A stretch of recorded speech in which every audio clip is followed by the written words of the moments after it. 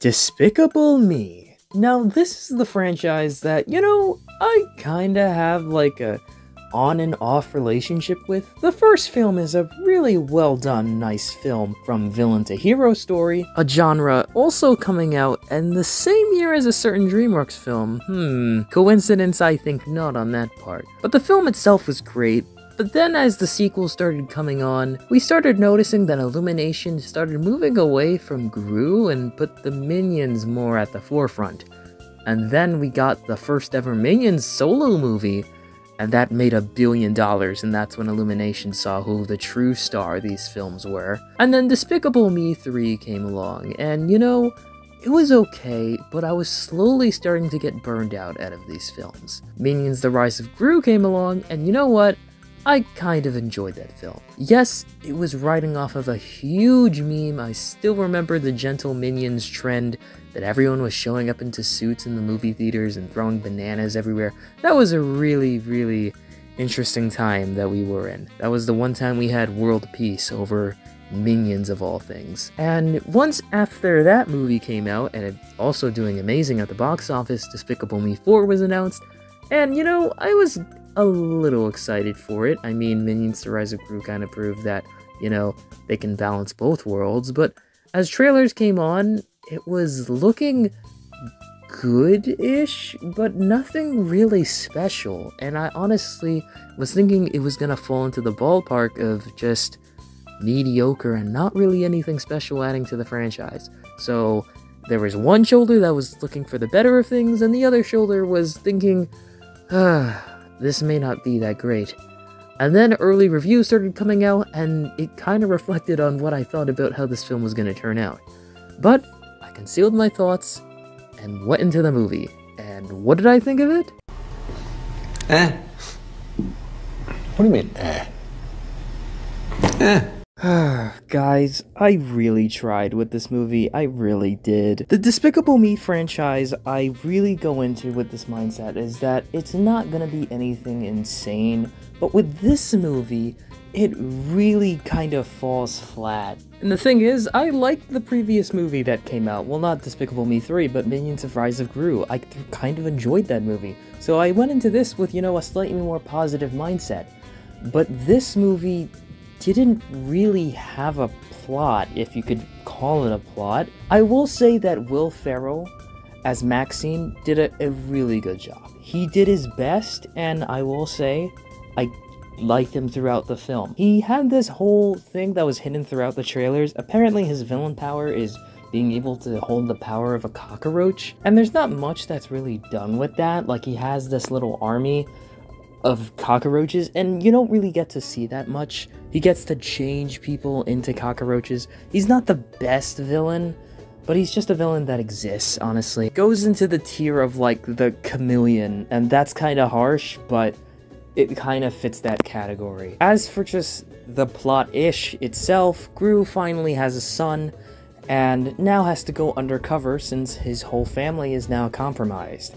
They go to this house to have all these alter egos, and I'm like, okay, there could be some things thrown in here to make a good plot, and that's not what you get. What you get is a bunch of gags and, just little skits that honestly don't really add much to the, the movie itself. You have, like, 3 subplots in this movie. You have Gru trying to connect with his son, because every time he's with his son, he has this kind of negative attitude, kind of giving off the vibes that he doesn't really like him very much. Then you have the side plot of him trying to be this undercover random dad in a neighborhood, and him trying to fit in with the rest of the neighbors. Then you have a third side plot of him trying to keep his cover since this person next door knows his secret identity and has to go on a heist with her to avoid, getting blackmailed, being compromised. And that's way too many subplots for one character. And as for Gru's wife, Lucy, she doesn't really have that much either. She just has to pose as this alter ego worker at a hair salon and messes up somebody's hair, and that person is now on the run after her and her kids. Then you have Gru's kids, who are still trying to fit into the neighborhood. They go to some karate dojo. and nothing really, happens from there. This movie really started off with a pretty good intro. I was really getting into it, and then as soon as Gru and his family come to that safe house, everything just kind of falls flat, and it's just gag after gag. And, the main driving thing that honestly Illumination has marketed the hell out of, being the Mega Minions, they don't really get that much screen time or relevance to the plot at all. Once the family and the minions split up, the minions are taken to AVL and just kept there, and then eventually 5 of them are turned into Mega Minions. And I will say, I guess the idea of that is cool on paper, but, you can tell that it was really only done for marketing purposes and just putting something nice on a poster that's not the same thing. Like, even they have their gags. They try going out into the city and try and be superheroes, and then it doesn't work out. And then you just really don't see them that much, and it's kind of underwhelming. That was a really big driving thing for the movie that was gonna make it stand out from the others, but nothing really much happened with that. And as for just everything else around it, it has its moments. Regarding comedy, it's the same kind of comedy you'll get from the previous movies, and that's fine. My theater was laughing quite a lot, and I will say there was quite a few teenagers in my theater as well. I think the whole thing with Gentle Minions kind of carried over to this movie. There was someone literally in an entire Minion costume, not just wearing a mask, not just wearing, a shirt, an entire Minion costume. And I will say, as soon as that guy walked in, my entire theater laughed before the movie even started. He was valid, though. I respect it. It was tough. But I will say, you will get, laughs out of this, but if you're coming in for, something expanding upon the franchise, you're not really getting much. As soon as this alter ego plot begins, it's almost like a half an hour, close to an hour, of just gags and laughs, and then you get back to the plot. It's not really moving anything forward, and once we finally do get to the actual plot, it already is starting to get towards close to the end of the movie, and you're like, okay, this is just what it was? That's it? Maxine just said, "Oh, I'm coming for my revenge, Gru," and then you just see him have gags, going to a gas station, having trouble with that, turning a few people into cockroaches, and it's just him sitting up in the air looking for Gru the entire movie. And, none of the other villains did that. It wasn't as just them just sitting around waiting, and I don't think this was the best way to go, and it really shows, because Maxine isn't gonna be remembered that much as a villain. Really doesn't really touch the other 3. Despicable Me 3's villain was criticized when it came out, but with this one, it only makes it slightly worse. And don't get me wrong, Will Ferrell did a really good job with what he had, at least. His whole driving thing was that he and Gru used to be in the same high school, and Gru took over his song at a talent show, and he was ashamed of that. And then he finally won an award years later, and then Gru finally captured him because they thought he was still a villain. It's not really anything crazy, but you're not looking for backstories in Despicable Me movies, or anything in the spectrum of the franchise. You're not looking for crazy backstories. Maxine's girlfriend in the movie just exists, has moments, but nothing really adding value. It's a character that exists, that's it. And the sad part, before Despicable Me 4 even got trailers, people were getting, ooh, this villain's gonna have a villain duo, this should be cool. And it just doesn't work. If anything, it was a one-person villain. It was a one-person villain movie. It was not a duo, if you could call that. If anything, that was just his henchmen.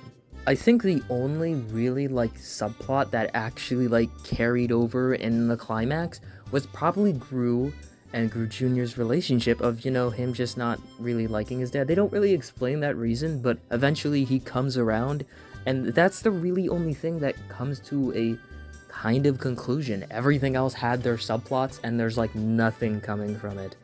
And regarding the Mega Minions, it's just so weird for them just to exist. It feels like they just only put them for marketing and marketing only. Although, I wouldn't be surprised if they barely use the Mega Minions in this movie, because they still have a Minions trilogy to finish, and they're probably gonna shoehorn the Mega Minions into Minions 3 for some reason. And then there's a problem not in the movie, but outside of the movie that is really gonna become a problem as this franchise keeps evolving, because even though this was not really much of a movie, continuing this is gonna really hurt the movie regarding growth. About a week ago, 2 weeks ago, there was an article about how Illumination doesn't want to age anybody in Despicable Me. They're not gonna be growing up any of Gru's children, mostly regarding the girls, and obviously Gru Jr., they're all staying the same age. They put it as it was basically The Simpsons, they never age. And actually, that is a really bad decision. Eventually, this is going to get stale. You have new opportunities of them getting older. In fact, you never know. You could have a movie of Gru teaching his girls to be spies or anything like that. But once you stunt that,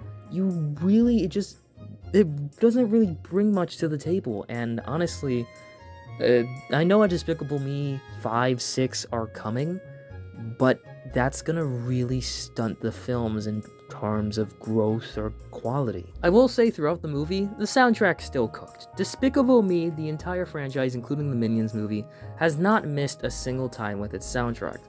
They're not Spider-Verse soundtracks, no, but they are bops to listen to, and they do have covers of certain songs that, slap. Pharrell Williams always does a great job on these movies, and Double Life was a bop in the beginning of the movie. Towards the end, there's always this dance party that happens at almost every one of these movies. It's expected. I was like, okay, the movie's coming to a close. Where's the dance party? And then it finally came on, and it was supposed to be a duet between Gru and Maxine in jail. Well, Gru wasn't in jail, it was just a dare to do. All the villains from the previous, not just Despicable Me movies, but Minions movies returned to this. And honestly, it's kinda sad. They did a better job of bringing the villains back for this movie than Kung Fu Panda 4 ever did, and that's really a hard sentence for me to say. But as soon as those villains all showed up on screen, my theater started clapping. I mean, it was nothing, insane, but it was cool to see them return. I don't remember any of them having any speaking lines during that, but they felt more in character than Shen bowing to Po. Sorry. I kind of get a little mad when I think about that sometimes. But after that, you just feel like you just watched a segment of just skits for 90 minutes. You have a plot for maybe like 20, 30 minutes, and then it just disappears after that. And it's almost like it's making it seem like these all feel like subplots that would be better turned into like episodes of a TV show. And honestly, I'm surprised Illumination hasn't made a Despicable Me television show. But at the same time, actually, that's probably a bad idea. Once you hand over your beloved franchise to Peacock, based on what you saw this year from a certain franchise, not naming any names, I think you know what happens. And I really don't want that to happen to Despicable Me. Point is, this movie will make buckets. It's just, it's in line with the franchise. There was a lot of people laughing in my theater. You're gonna get laughs and gags out of it. And if you're coming for that, you'll enjoy the film. But if you're coming for anything that has a plot or any growth, you're just not gonna find that here. And the sad part is, I know Illumination could actually try with plots. A lot of their movies just feel like skits and just segments. That's the reason why I rarely talk about Secret Life of Pets or even come back to it. It's just a series of scenarios, that's it. And the sad part is, we have proof that Illumination can actually try with a plot.